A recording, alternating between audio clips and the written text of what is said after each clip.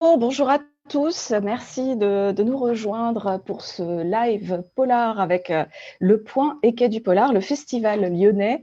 Eh bien, nous sommes extrêmement honorés d'accueillir aujourd'hui le grand auteur britannique Roger G. Ellory, qui sort aujourd'hui, c'est la sortie, de toute façon c'est le jour officiel, qui sort son nouvel roman, un pavé, un pavement, comme il dit. Il est d'accord, le carnaval des ombres, de la vraie lecture, et pour longtemps. Et c'est extrêmement passionnant et radicalement différent de celui de l'an passé, qui paraît en poche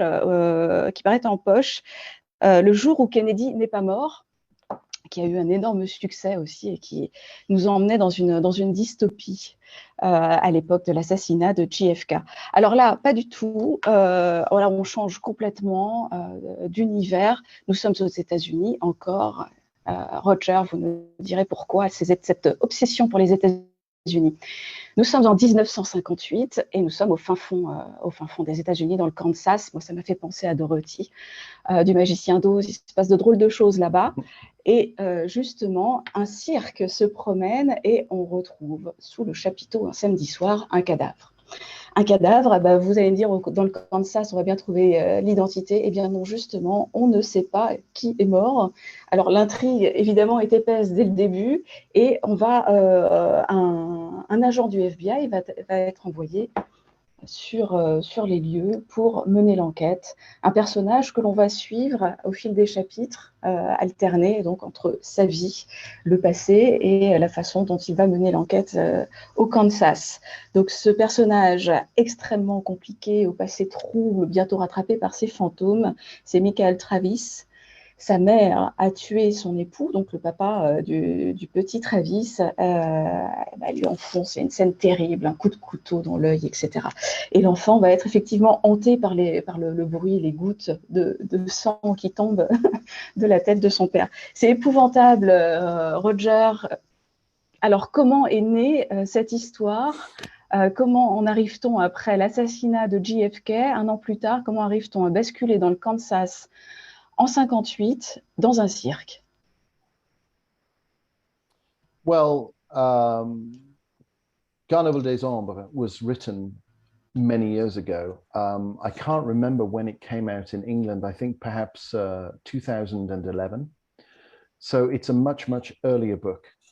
I guess in a way it's part of the series of grand epics regarding American iconic institutions. You have Les Anges de New York with the New York Police Department. You have Vendetta with the Mafia. I deal with the Ku Klux Klan and the death penalty in Papillon de Nuit. I deal with the CIA in Les Anonymes, and I didn't want the FBI to feel as though they'd been not invited to the party. So I felt that it was a subject that I wanted to write about. I have always been intrigued by J. Edgar Hoover and the myths and the mystery and the misconceptions surrounding this individual. And after I published Les Anonymes in the United Kingdom back in 2008, I was invited by the BBC to go and make a documentary about Les Anonymes in Washington, D.C. And I spent a week there, and I had the great honor of spending a day with a man called Walter Pincus, who was a senior editor at the Washington Post, and he'd been there since 1966. Prior to that, he'd been employed by the CIA.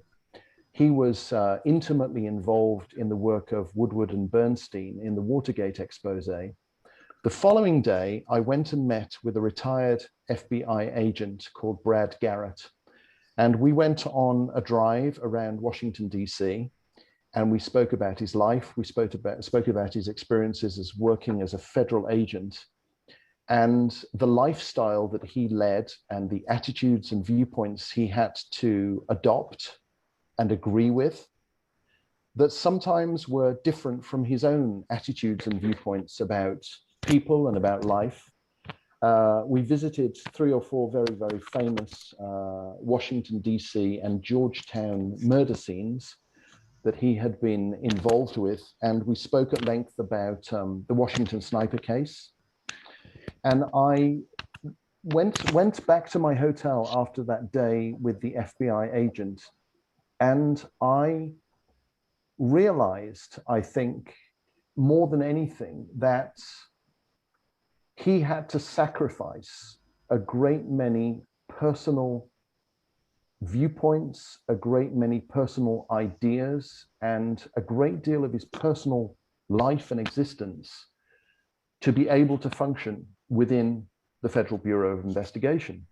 For an example, he had to make the decision never to have children. Why? Because as a senior federal investigator, he could not afford to put himself in a situation where, for an example, his integrity could be compromised because the lives of his children were being put in danger. This was a very real reality to him, a very real possibility. This really was the beginning of an idea of writing a book about somebody who had a very definite set of fixed ideas, a very definite set of fixed viewpoints about himself, about the past, about life, about how life works, about the psychology of people, governed by agency profiling, governed by his attitude towards the criminal mind. And I just thought it would be very, very interesting to write about a series of events that caused his viewpoint to change completely.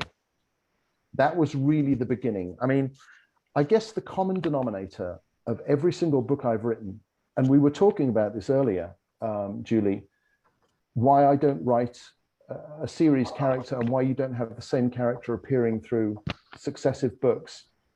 The common denominator of all of the books that I've written, despite the fact that they're so different and they take place in different times and different locations and are totally different subject matters, is at the heart of them, you have this idea that I guess is inspired by the Hitchcock premise of an ordinary individual placed in an extraordinary situation.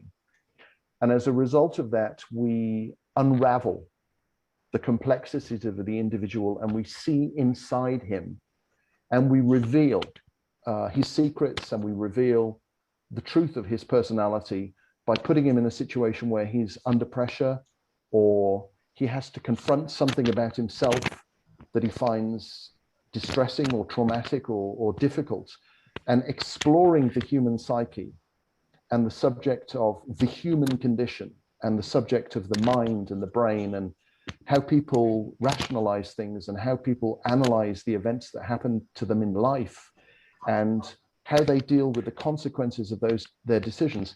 Those things for me are perhaps the most interesting to write about and the things that I keep trying to rediscover and learn about more throughout my own life and also through the things that I write.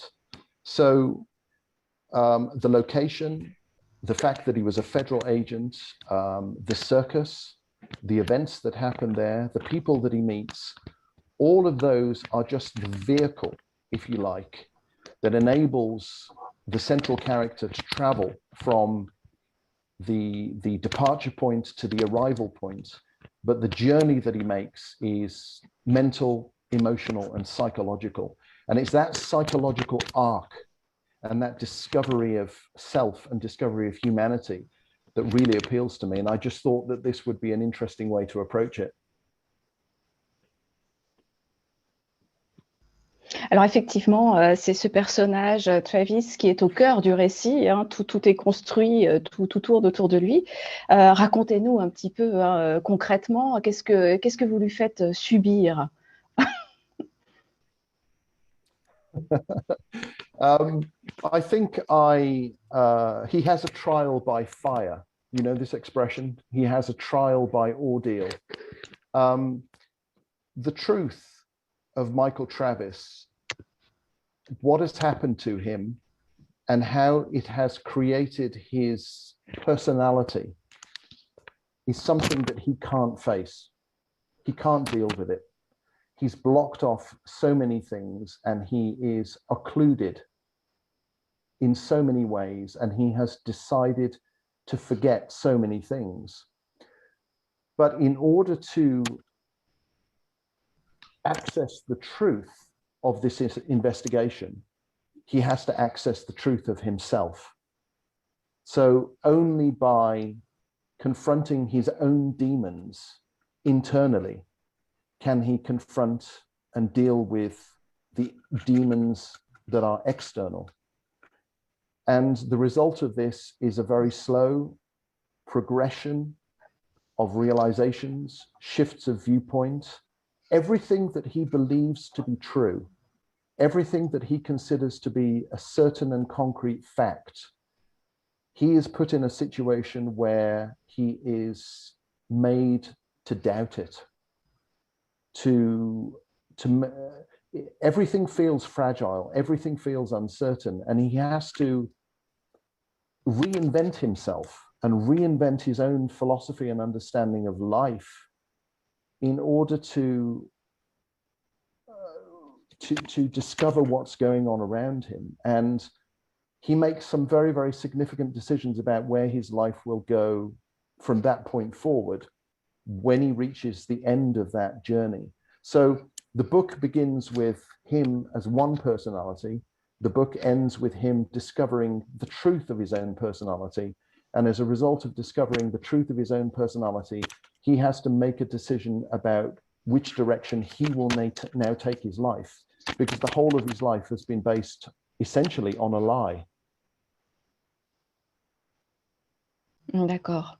Alors, on traverse aussi une époque, on traverse un moment, j'ai envie de dire, clé dans l'histoire des États-Unis qui fait énormément fantasmer, c'est celle des essais confidentiels, ou en supposé l'être, ou en tout cas, voilà, de plus en plus, les États-Unis sont en train d'ouvrir les dossiers longtemps tenus secrets et qui font fantasmer, voilà, on va dire, plusieurs générations depuis Roswell. Je parlais tout à l'heure du magicien d'Oz, mais au moins on savait que c'était de la fiction de façon certaine. Qu'est-ce qui vous a plu, vous, dans cette époque? Est-ce que voilà, est-ce que c'est fascinant parce qu'aujourd'hui on en sait un peu plus, ou c'est justement parce que ça reste secret? Well, it's a very interesting question. You always ask the most interesting questions. There is a tendency in human nature to get stuck to a mystery. The things that tend to trouble us the most are the things which we don't know. When we look back at culture and history and politics, what are the greatest mysteries? Well, one of the greatest mysteries is who was responsible for the assassination of John F. Kennedy, which was written about in The Day Kennedy Didn't Die. And it's a question that still remains unanswered. So I think we have a natural tendency to enjoy a mystery. There's a wonderful quote about Agatha Christie, a tremendous mystery writer. And someone once said, she's given more pleasure to more men in bed than any other woman. Because there's such joy in the revelation of the truth and the discovery of mysteries. It's something that we really find completely intriguing, completely fascinating. So I always gravitate towards wanting to know more about things, not necessarily conspiracies. I always gravitate towards things that are partially hidden, that are obscured, sometimes because of vested interest, sometimes because of hidden agenda, sometimes because the facts are not completely known. And just as was the case with Les Anonymes, just as was the case with Papillon de Nuit, and also Vendetta, organizations and groups that, for whatever reason, decide that there are some things that we're not allowed to find out. Those things really intrigue me. And, you know, apparently when Hoover was assigned to the position of director of the FBI, and it was for life, he had accumulated more files on more people than anyone has ever accumulated in history. And those files exist, they still exist. And he was looking to gain information that could be used for bribery and coercion and leverage. against politicians and against celebrities, anybody he could think of. And that was fueled by an intense personal paranoia for his own safety. And that really intrigues me. Somebody made a comment on Facebook about how it might be a good idea to also watch Clint Eastwood's film Hoover with Leonardo DiCaprio as a young J. Edgar Hoover. And it's a very interesting character study because you see how he goes down this roller coaster of ever increasing psychosis and ever increasing paranoia until he's fighting ghosts. He's literally fighting ghosts. And it's that arc of paranoia, and it's that arc of the collapsing reasoning power and analytical power of an individual that really interests me about Hoover. He's somebody we don't know everything about, and that fascinates me. Kennedy is somebody that we don't know everything about, and that fascinates me. And those are the subjects and those are the areas I'm drawn to, because throughout the entirety of my life, I've been fascinated by the nature of man, the spirituality of man, the psychology of man. I mean, I've looked at everything from Buddhism to Freud to, Pascal's work on existentialism. I've looked at, dualism and Descartes' attitude or viewpoint that deduction was more important than perception. Voltaire and his concept of his idea that the existence of God could be proved by reason, not by faith. I've even read the works of Carlos Castaneda, and my brother and I, some years ago, went on a vision quest based on the works of Carlos Castaneda, and the pair of us nearly died. So, the subject of the human condition has always fascinated me greatly. I'm like a 5-year-old. I'm always asking why. I've always got a question, and I'm always asking why. And it always relates to the human condition, the human mind, life. Why are we here? Where did we come from? Where are we going? And to observe people and to write about the psychology of the human condition and the journey that we make through life and the things that change us and the way in which we influence other people. Those are the things that fascinate me, and those are the things that I want to write about. And when you're dealing with individuals who have tremendous personal power, such as Kennedy, such as Hoover, such as the heads of the 5 families of the mafia in New York, it becomes a very, very interesting character study. So yeah, I know I'm kind of repeating myself, but it's the nature of the human condition and creating a character that goes through something that we feel we can somehow identify with and somehow that's real to us. That's the thing that fascinates me. Mais alors, cette condition humaine, elle existe en tout temps, en tout lieu. Pourquoi? Qu'est-ce qui vous fascine, vous, l'anglais de Birmingham? Je veux dire, Birmingham, c'est à quelques encablures de Londres. Il y a quand même un océan qui vous sépare de votre terrain de chasse, de la condition humaine. Qu'est-ce qui vous plaît tant que ça aux USA?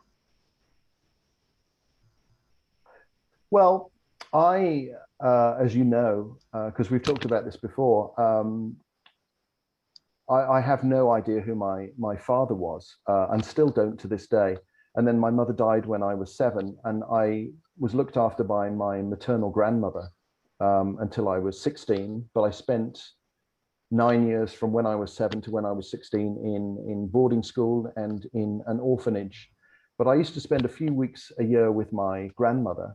My maternal grandfather, I didn't know because he drowned in the 1950s. In fact, somebody found a photograph of my grandfather and sent it to me about 4 days ago. And it's the first time I've ever seen a photograph of my own grandfather. And his name was Roger as well. So it was very interesting. So the few weeks I used to spend with my grandmother, she didn't really know what to do with an 8, 9, 10, 11-year-old child. So we had a very, very small black and white television. And she said, you can watch television, but you can only watch films and television programs that were made before the year of your birth, 1965.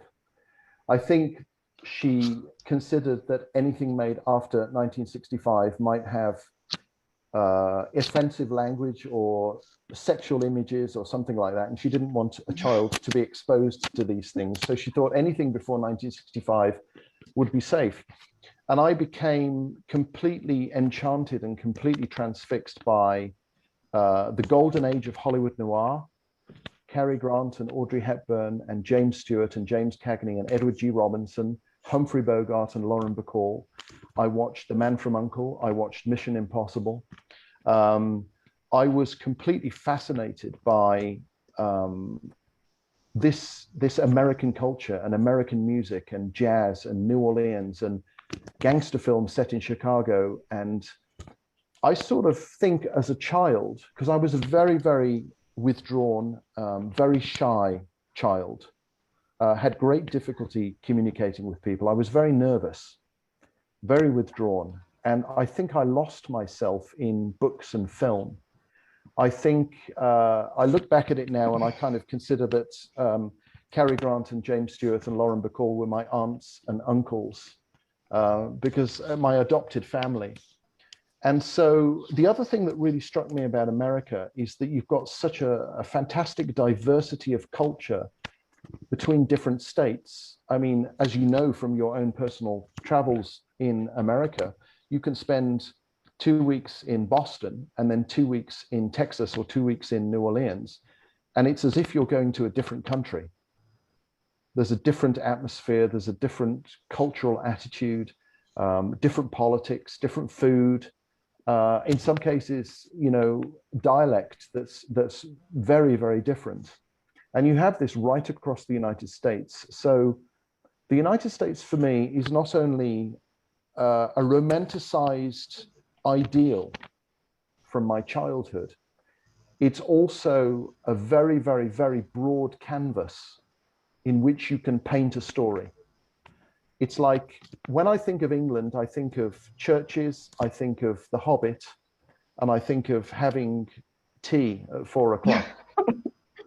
When I think of America, I think of cops with guns and the death penalty and the Ku Klux Klan, and I think of cowboys and Indians, and I think of Sam Spade, and I think of Mission Impossible and Hawaii Five-0, and I guess it's the romantic ideal that I created that I've somehow maintained all through my life. And then when it comes to literature, obviously we have Dickens and Hardy and we have Bronte and we have Jane Eyre. But the things that really appealed to me because of their rhythm and because of their language and because of the atmosphere that they created were novelists like Steinbeck and Hemingway and Capote and Willa Cather and Carson McCullers, Harper Lee. I remember reading To Kill a Mockingbird when I was 11 or 12, and it was the first classic 20th century work of American literature that I'd read, and I was utterly transported, utterly carried away. I was there with Jeb and Scout and Boo Radley, and there was Atticus Finch, who was this model of virtue and integrity and decency and kindness. And it was something I'd never experienced before with English literature. And I was completely captivated by it. So when I actually started writing in 1987, November of 1987 was when I first sat down to write a book.